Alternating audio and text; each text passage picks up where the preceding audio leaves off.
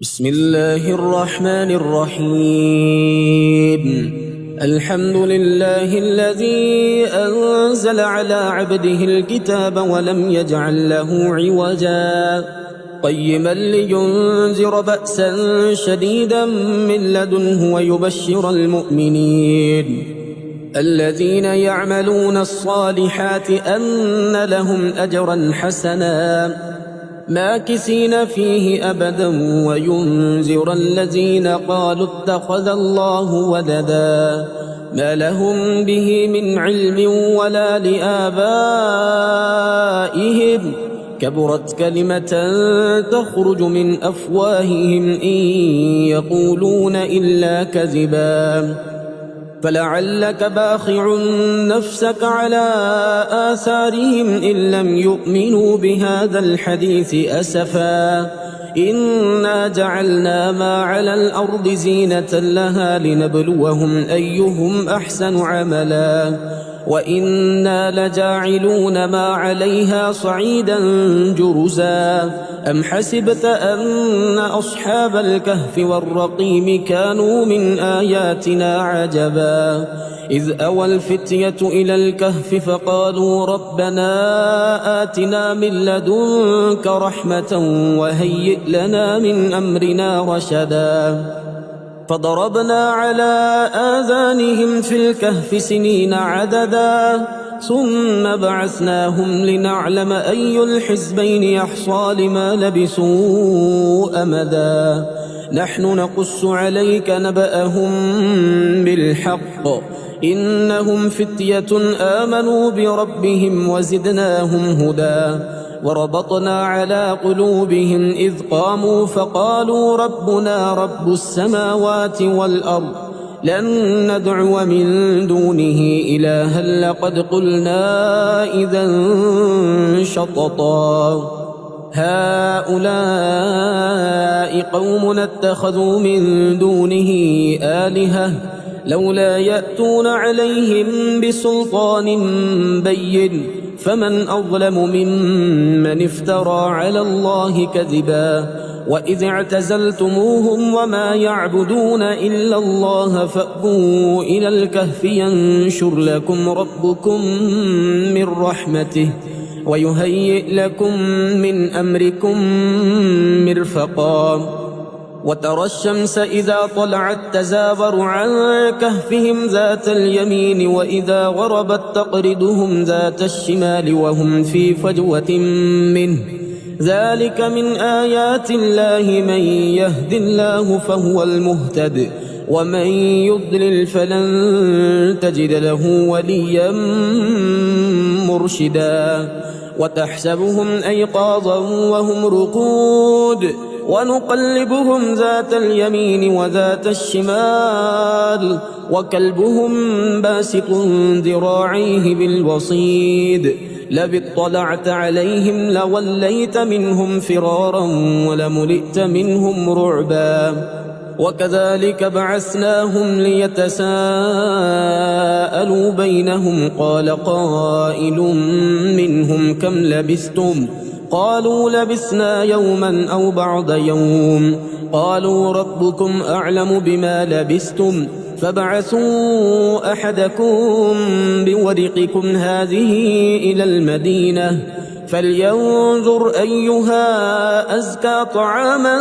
فليأتكم برزق منه وليتلطف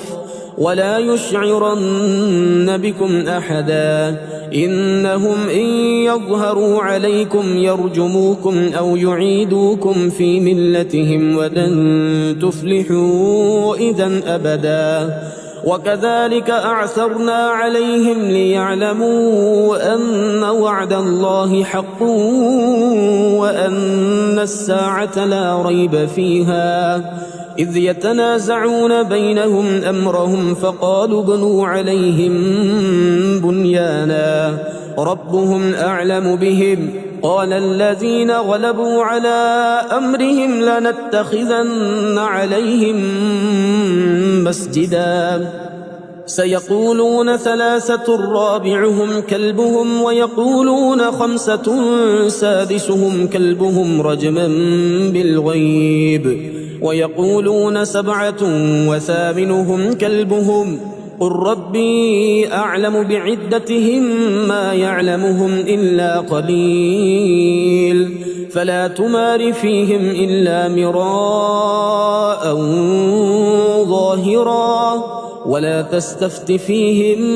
منهم أحدا ولا تقولن لشيء إني فاعل ذلك غدا إلا أن يشاء الله واذكر ربك إذا نسيت وقل عسى أن يهديني ربي لأقرب من هذا رشدا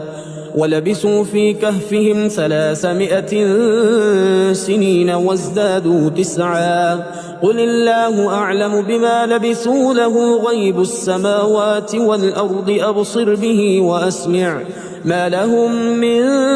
دونه من ولي ولا يشرك في حكمه أحدا واتل ما أوحي إليك من كتاب ربك لا مبدل لكلماته ولن تجد من دونه ملتحدا واصبر نفسك مع الذين يدعون ربهم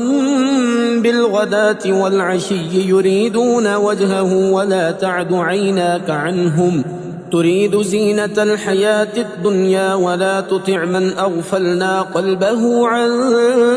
ذكرنا واتبع هواه وكان أمره فرطا وقل الحق من ربكم فمن شاء فليؤمن ومن شاء فليكفر إنا أعتدنا للظالمين نارا أحاط بهم سرادقها وإن يستغيثوا يغاثوا بماء كالمهل يشوي الوجوه بئس الشراب وساءت مرتفقا إن الذين آمنوا وعملوا الصالحات إنا لا نضيع أجر من أحسن عملا أولئك لهم جنات عدن تجري من تحتهم الأنهار يحلون فيها من أسابر من ذهب ويلبسون ثيابا خضرا من سندس واستبرق متكئين فيها على الأرائك نعم الثواب وحسنت مرتفقا واضرب لهم مثل الرجلين جعلنا لأحدهما جنتين من أعناب وحففناهما بنخل وجعلنا بينهما زرعا كلتا الجنتين آتت أكلها ولم تظلم منه شيئا وفجرنا خلالهما نهرا وكان له ثمر فقال لصاحبه وهو يحاوره أنا أكثر منك مالا وأعز نفرا ودخل جنته وهو ظالم لنفسه قال ما أظن أن تبيد هذه أبدا وما أظن الساعة قائمة ولئن رددت إلى ربي لأجدن خيرا منها منقلبا قال له صاحبه وهو يحاوره أكفرت بالذي خلقك من تراب ثم من نطفة ثم سواك رجلا لكن هو الله ربي ولا أشرك بربي أحدا ولولا إذ دخلت جنتك قلت ما شاء الله لا قوة إلا بالله إن ترني أنا أقل منك مالا وولدا فعسى ربي أن يؤتيني خيرا من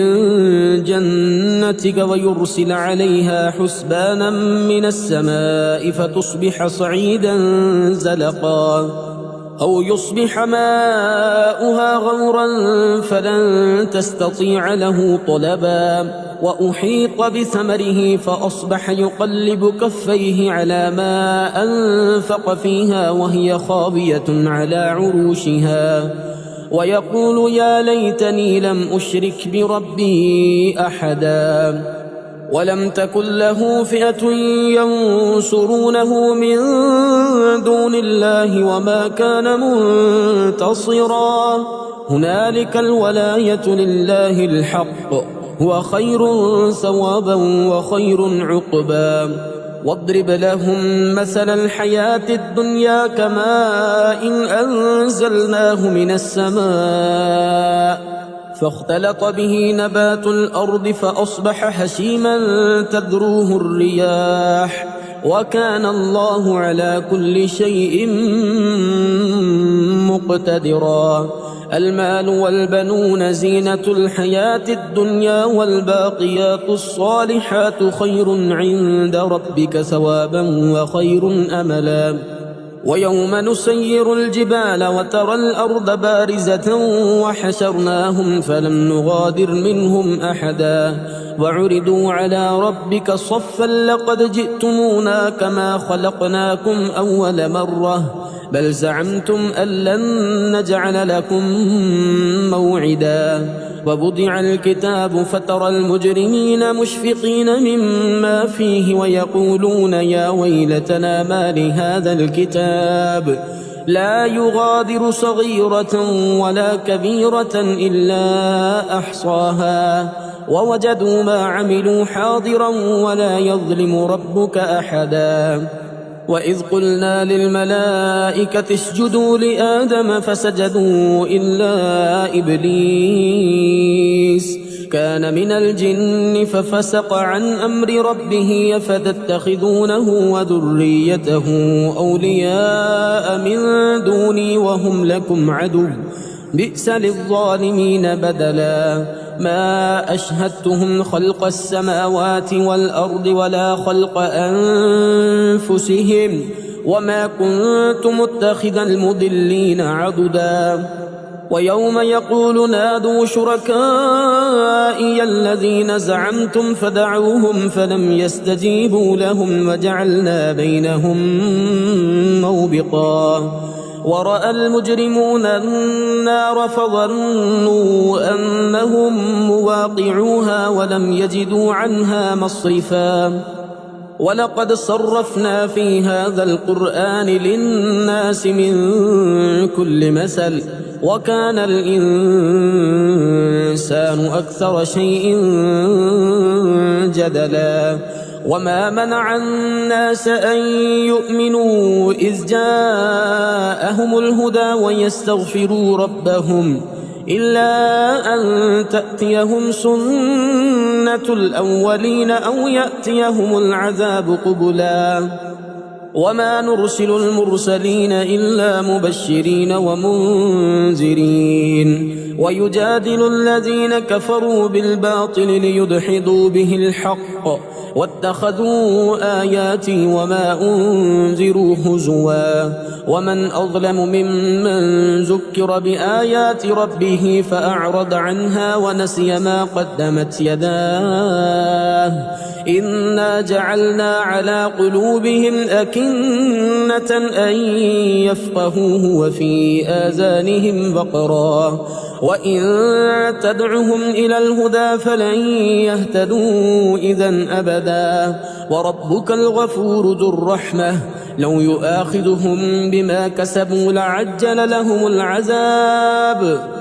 بل لهم موعد لن يجدوا من دونه موئلا وتلك القرى أهلكناهم لما ظلموا وجعلنا لمهلكهم موعدا وإذ قال موسى لفتاه لا أبرح حتى أبلغ مجمع البحرين أو أمضي حقبا فلما بلغا مجمع بينهما نسيا حوتهما فاتخذ سبيله في البحر سربا فلما جاوزا قال لفتاه آتنا غداءنا لقد لقينا من سفرنا هذا نصبا قال أرأيت إذ أوينا إلى الصخرة فإني نسيت الحوت وما أنسانيه إلا الشيطان أن أذكره واتخذ سبيله في البحر عجبا قال ذلك ما كنا نبغي فارتدا على آثارهما قصصا فوجدا عبدا من عبادنا آتيناه رحمة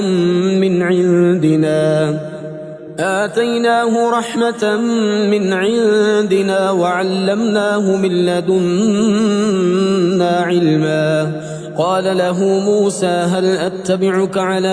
أن تعلمني مما علمت رشدا قال إنك لن تستطيع معي صبرا وكيف تصبر على ما لم تحط به خبرا قال ستجدني إن شاء الله صابرا ولا أعصي لك أمرا قال فإن اتبعتني فلا تسألني عن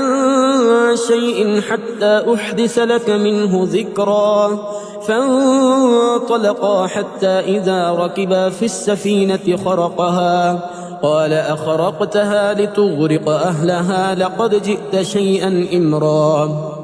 قال ألم أقل إنك لن تستطيع معي صبرا قال لا تؤاخذني بما نسيت ولا ترهقني من أمري عسرا فانطلقا حتى إذا لقيا غلاما فقتله قال أقتلت نفسا زكية بغير نفس لقد جئت شيئا نكرا قال ألم أقل لك إنك لن تستطيع معي صبرا قال إن سألتك عن شيء بعدها فلا تصاحبني قد بلغت من لدني عذرا فانطلقا حتى إذا أتيا أهل قرية استطعما أهلها فأبوا أن يضيفوهما فوجدا فيها جدارا يريد أن ينقض فأقامه قال لو شئت لاتخذت عليه أجرا قال هذا فراق بيني وبينك سأنبئك بتأويل ما لم تستطع عليه صبرا أما السفينة فكانت لمساكين يعملون في البحر فأردت أن أعيبها وكان وراءهم ملك يأخذ كل سفينة غصبا وأما الغلام فكان أبواه مؤمنين فخشينا أن يرهقهما طغيانا وكفرا فأردنا أن يبدلهما ربهما خيرا منه زكاة وأقرب رحما وأما الجدار فكان لغلامين يتيمين في المدينة وكان تحته كنز لهما وكان أبوهما صالحا فأراد ربك أن يبلغا أشدهما ويستخرجا كنزهما رحمة من ربك وما فعلته عن أمري ذلك تأويل ما لم تسطع عليه صبرا ويسألونك عن ذي القرنين قل سأتلو عليكم منه ذكرا إنا مكنا له في الأرض وآتيناه من كل شيء سببا فأتبع سببا حتى إذا بلغ مغرب الشمس وجدها تغرب في عين حمئة ووجد عندها قوما قلنا يا ذا القرنين إما أن تعذب وإما أن تتخذ فيهم حسنا قال أما من ظلم فسوف نعذبه ثم يرد إلى ربه فيعذبه عذابا نكرا وأما من آمن وعمل صالحا فله جزاء الحسنى وسنقول له من أمرنا يسرا ثم أتبع سببا حتى إذا بلغ مطلع الشمس وجدها تطلع على قوم لم نجعل لهم من دونها سترا كذلك وقد أحطنا بما لديه خبرا ثم أتبع سببا حتى إذا بلغ بين السدين وجد من دونهما قوما لا يكادون يفقهون قولا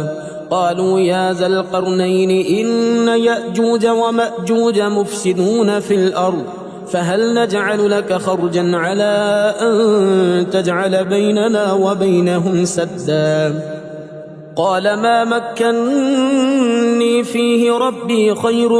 فأعينوني بقوة أجعل بينكم وبينهم ردما آتوني زبر الحديد حتى إذا ساوى بين الصدفين قال انفخوا حتى إذا جعله نارا قال آتوني أفرغ عليه قطرا فما استطاعوا أن يظهروه وما استطاعوا له نقبا قال هذا رحمة من ربي فإذا جاء وعد ربي جعله دكاء وكان وعد ربي حقا وتركنا بعدهم يومئذ يموج في بعض ونفخ في الصور فجمعناهم جمعا وعرضنا جهنم يومئذ للكافرين عرضا الذين كانت أعينهم في غطاء عن ذكري وكانوا لا يستطيعون سمعا أفحسب الذين كفروا أن يتخذوا عبادي من دوني أولياء إنا أعتدنا جهنم للكافرين نزلا قل هل ننبئكم بالأخسرين أعمالا الذين ضل سعيهم في الحياة الدنيا وهم يحسبون أنهم يحسنون صنعا أولئك الذين كفروا بآيات ربهم ولقائه فحبطت أعمالهم فلا نقيم لهم يوم القيامة وزنا ذلك جزاؤهم جهنم بما كفروا واتخذوا آياتي ورسلي هزوا إن الذين آمنوا وعملوا الصالحات كانت لهم جنات الفردوس نزلا خالدين فيها لا يبغون عنها حولا قل لو كان البحر مدادا لكلمات ربي لنفد البحر قبل أن تنفد كلمات ربي ولو جئنا بمثله مددا قل إنما أنا بشر مثلكم يوحى إلي أنما إلهكم إله واحد فمن كان يرجو لقاء ربه فليعمل عملا صالحا